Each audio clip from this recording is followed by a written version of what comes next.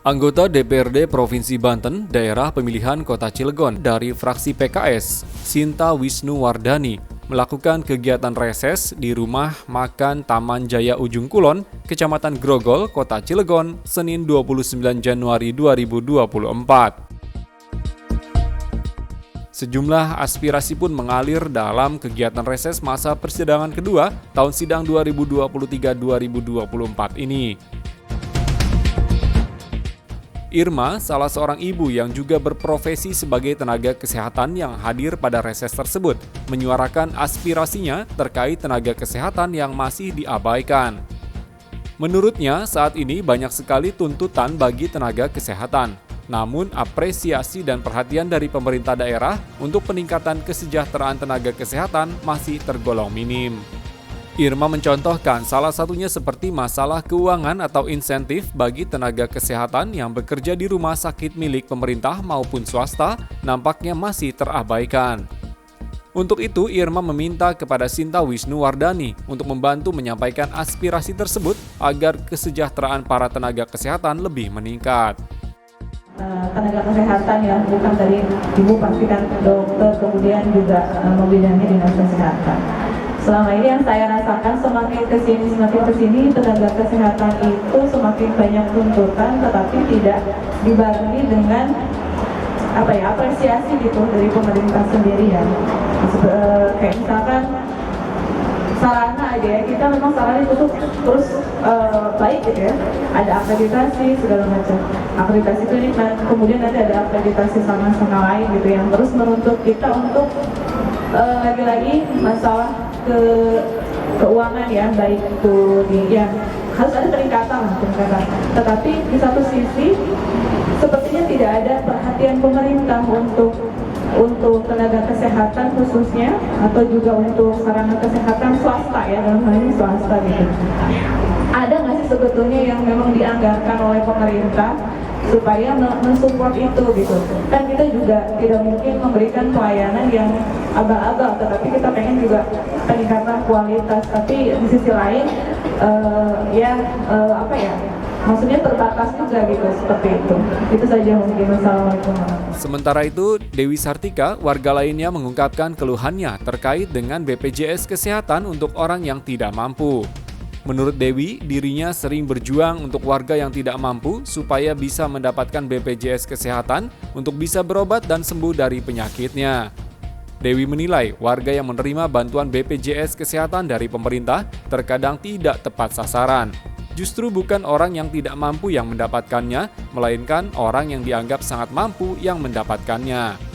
Saya Dewi Sartika dari Wonosari. Terkait dengan Dr. Sinta yang berada di Komisi 5, berarti dengan rekan kerjanya juga ada dari Dinkes dan Dinsos. Seperti yang tadi dijelaskan sama siapa Irma ya tadi ya, terkait dengan pelayanan itu. Kalau kita lebih kepada pelayanan BPJS kepada orang-orang yang tidak mampu. Kedua, kepada mereka orang-orang yang tidak mampu yang belum mempunyai BPJS. Selama ini kita sebagai kader sudah kesana sini memperjuangkan mereka-mereka yang tidak mempunyai BPJS, baik orang mampu ataupun yang tidak mampu. Kalau dilihat dari tahun ke tahun permasalahannya sama dong.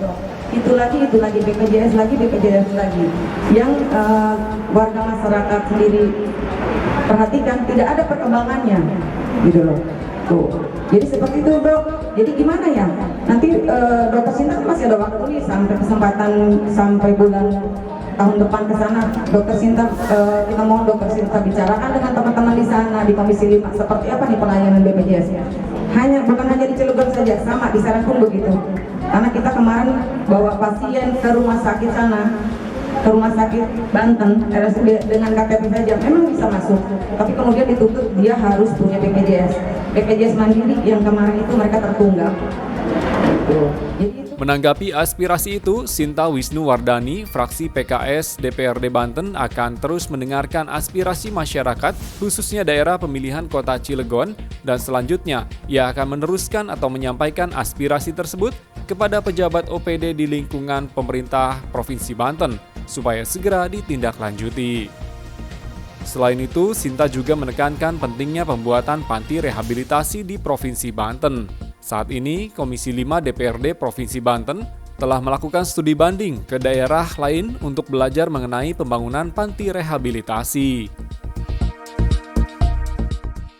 Ya, kami di DPRD menyadari bahwa kebutuhan panti di Provinsi Banten ini sudah cukup mendesak ya. Nah, untuk itu kita sudah mulai membahas ini sejak tahun 2022 ya. Hanya saja ketika kemudian ada pandemi, anggaran itu alokasi anggaran untuk panti tersebut mengalami refocusing. Kemudian di tahun 2023 ini anggarannya itu optimalisasi, ada optimalisasi ya. Nah, mudah-mudahan ini bisa segera terrealisasi ya, karena kita melihat memang kebutuhan panti ini tinggi ya. Panti rehabilitasi. Kita sudah Komisi 5 sudah inilah ya ke beberapa panti yang ada di wilayah Indonesia, gitu ya, dan kita melihat ini memang panti ini sangat diperlukan oleh untuk tenaga kesehatan ya. Ini kita beberapa kali juga banyak mendapatkan hearing ya di komisi terkait kesejahteraan mereka ya. Apalagi tenaga kesehatan yang bekerja di bawah instansi yang dikelola langsung oleh pemerintah daerah ya, terkait mungkin insentif gitu ya, kemudian juga pemenuhan akan hak-hak dan mereka gitu ya. Nah, ini juga perlu mendapat perhatian khusus ya dari pemerintah Provinsi Banten, dalam hal ini Dinas Kesehatan ya, karena mereka ini kan tuntutannya cukup tinggi ya, apalagi dengan adanya sekarang ini kan kasus-kasus kesehatan ya, itu kan makin sini juga makin beraneka ragam dan pelayanan yang paripurna ya.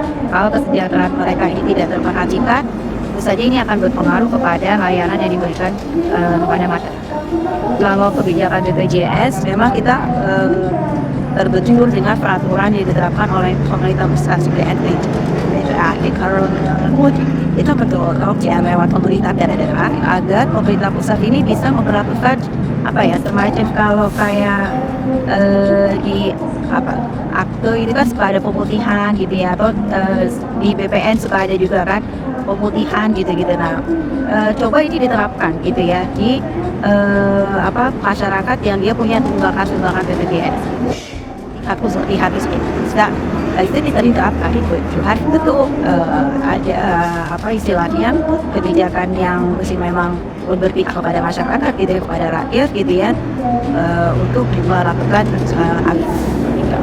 kalau sisa masa jabatan ya sesuai dengan apa yang diembarkan kepada kami ya, Dewan kita menjadi wakil dari masyarakat di rakyat ya. Kita akan terus mendengar apa yang menjadi keluh kesah dari masyarakat, dari rakyat ya, untuk kami sampaikan kepada dalam sidang-sidang itu saya kira apa yang menjadi aspirasi dari masyarakat.